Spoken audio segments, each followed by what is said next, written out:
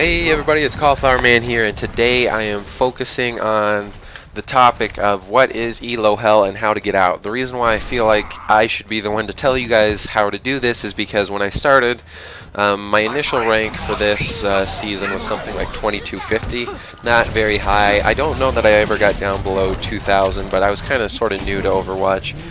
And then I just played for a little bit, and now I'm Master. This is actually the game that gets me to Master, and you'll see we actually attack this point with the 5v6 and take it pretty easily. But anyways, just on the topic of Elo Hell, just because it's sort of actually a controversial topic, a lot of people say that Elo Hell doesn't exist, or they'll say, well, there's two sides. The one side says Elo Hell exists and it's the worst thing ever and you'll never get out. The other side says it doesn't exist. And generally it depends on what your level is. If you're high rank, people will say Elo Hell doesn't exist. If you're low rank, they will say it exists.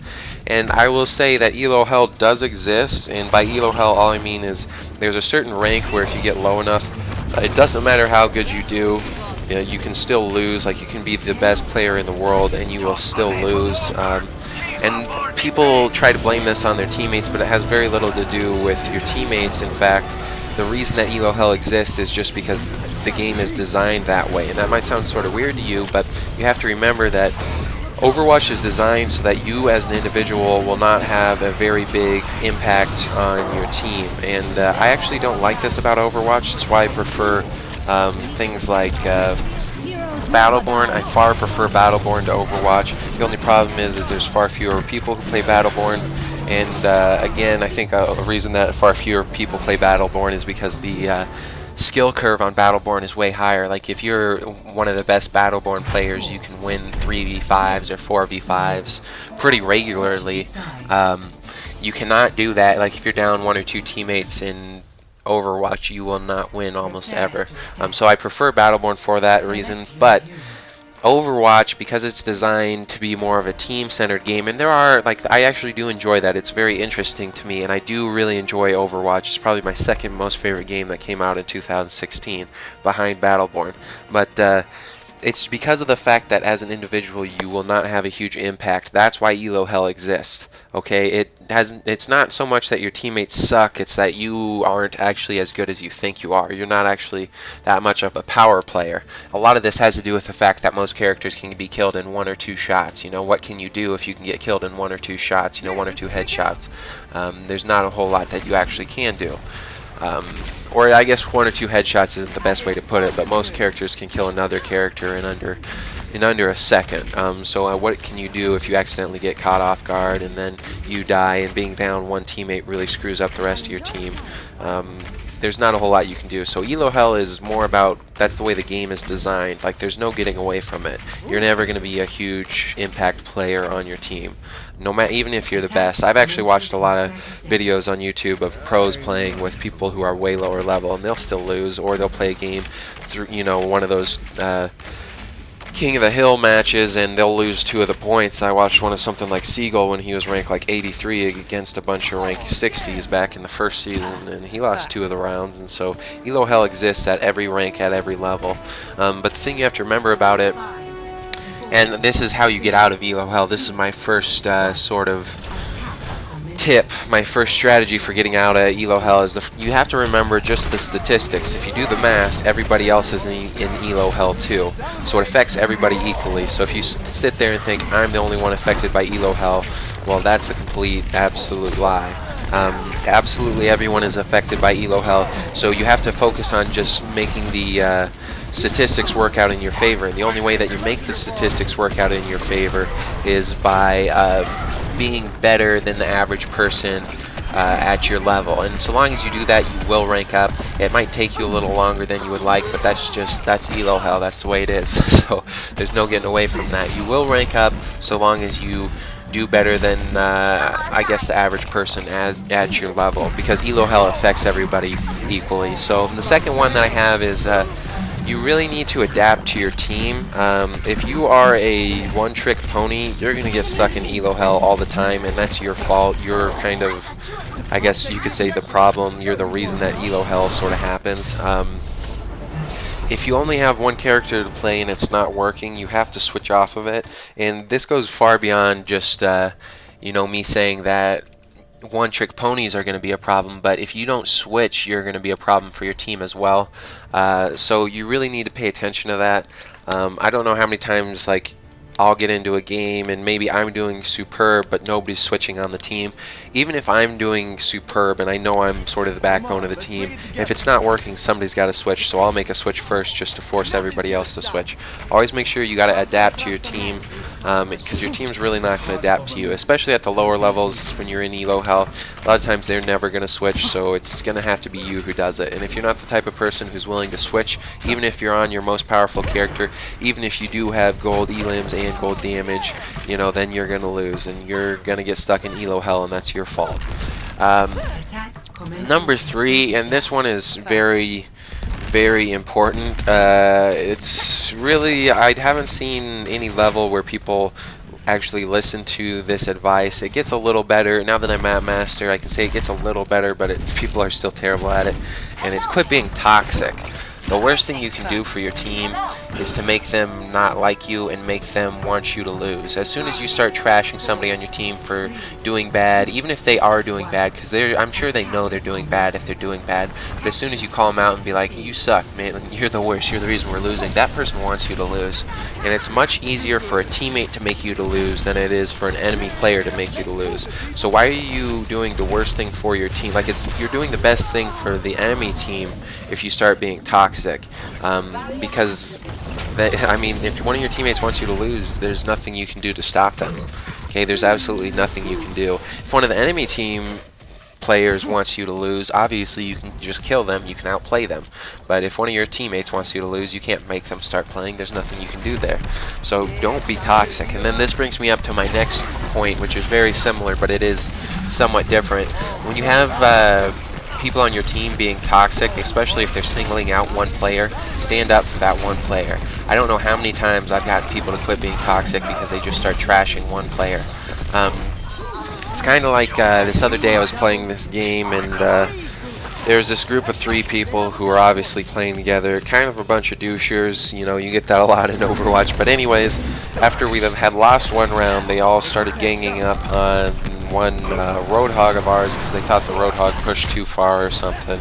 But I knew for a fact, as the healer, I was playing Mercy, that the Roadhog was the backbone of our team. He was the reason we were actually winning at the time. He was the reason we had won every round that we won. He was by far the MVP of the team. So what I did was, as soon as they started trashing him, I was like, look guys, you're completely wrong at that. He's an MVP right now. And so they kept trying to do their little toxic crap, but I got very aggressive on the enemy, not on the enemy team, but on my teammates there, and I said, you know what, you're completely wrong. He's the one holding this team together.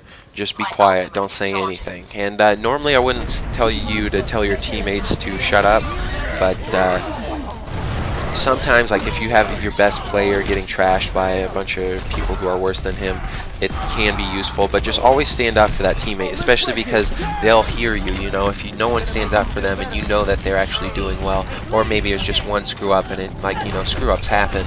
If they hear somebody on the team that has their back, then they're more likely to play harder, and obviously they're more likely to help you out personally. So it can help your own gameplay, because they might just start focusing on helping you rather than everybody else on the team.